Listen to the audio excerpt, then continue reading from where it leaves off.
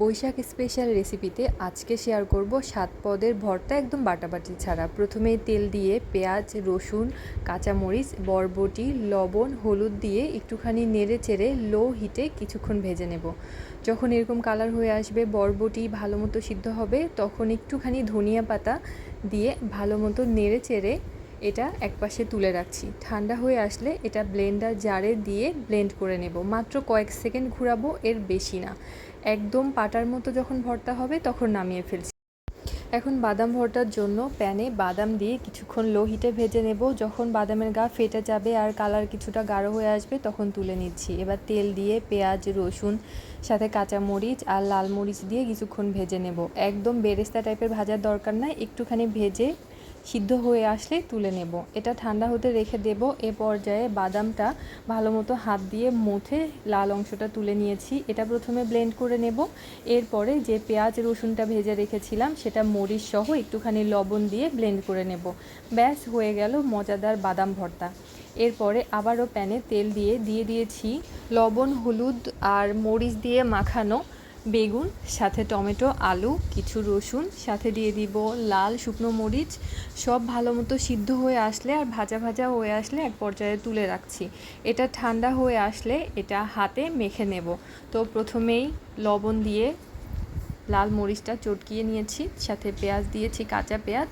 এরপর ভাজা বেগুনের ছাল সাথে টমেটোর খোসা ছাড়িয়ে নেব। এরপরে ধনিয়া পাতা দিয়ে ভালো মতো মেখে ব্যাস ভর্তা রেডি। সাথে একটুখানি সরিষার তেল অ্যাড করতে পারেন।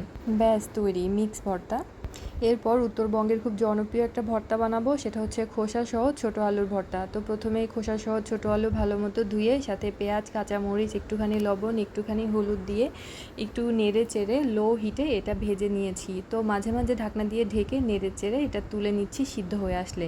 এরপর ব্লেন্ডার জারে কিছুক্ষণ ব্লেন্ড করে নিলেই ব্যাস হয়ে গেল। এটা যে কি পরিমাণ টেস্টি উত্তরবঙ্গের মানুষ জানে এটা কতটা মজা।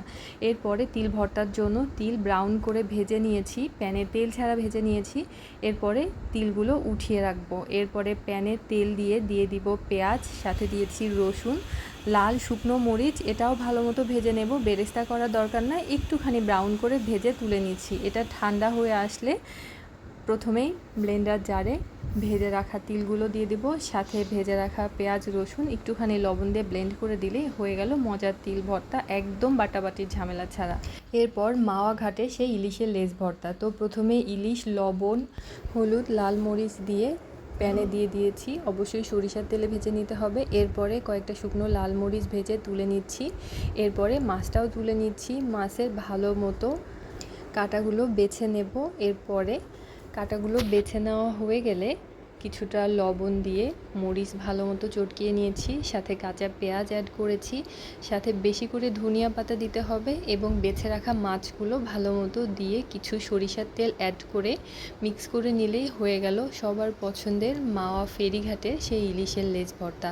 এটা যারা গিয়েছেন তারা অবশ্যই জানেন কতটা মজার। এরপরে প্যানে আবারও তেল দিয়ে দিয়েছি, সাথে এখন মাসকলাইয়ের বড়া দিয়ে দিয়েছি, সাথে এগুলো কিছুটা লাল করে ভেজে নেব।